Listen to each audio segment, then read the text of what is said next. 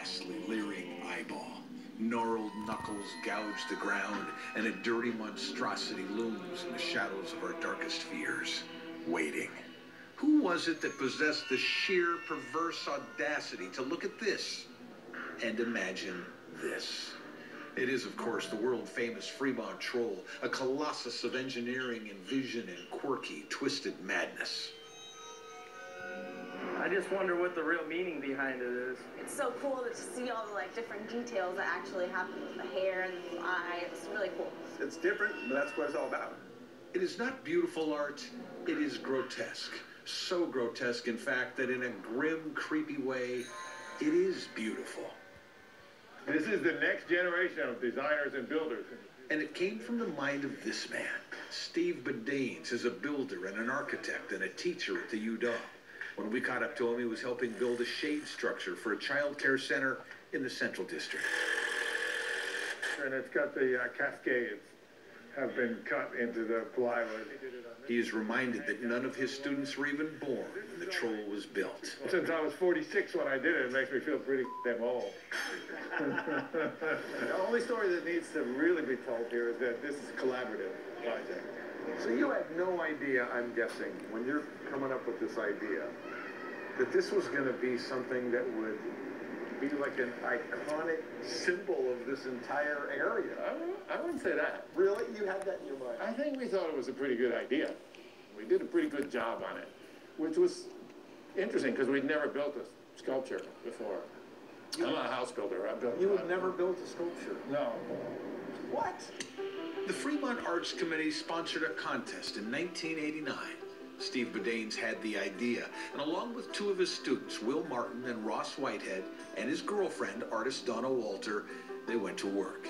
They built this model of a stringy-haired behemoth. It's kept at Mohi, complete with a shiny eye and a hand atop a soon-to-be devoured Volkswagen.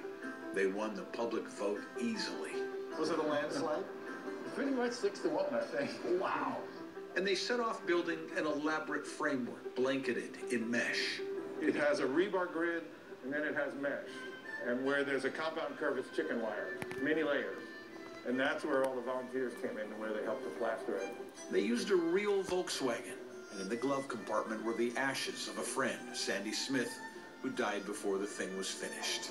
She wanted it, we were building it, and she was terminally ill, and she had a great spirit. Tell me about the eyeball. That's cool. The eyeball is a Volkswagen hubcap. The famous nose that has been picked so many times and had so many heads stuck up into it.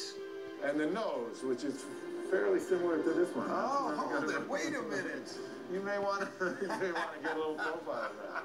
The bold, flaring nostrils, the triumphant bump, a stunning likeness. Why the heck not? 24 hours a day, 365 days a year, there's stuff going on here. There'll be rock bands making videos, there'll be Japanese tourists, there'll be prom photos. Several people have gotten married here. Do you like the idea that this is going to be here long after you're gone? Yeah, wouldn't you? Yeah, I would. I think that's fantastic. 27 years later, under the light of the moon, in the grimy shadows beneath the Aurora Bridge, our greatest piece of public art continues to enthrall and fascinate. We can't take our eyes off it because it is so unusual, so strange, so very, very Seattle.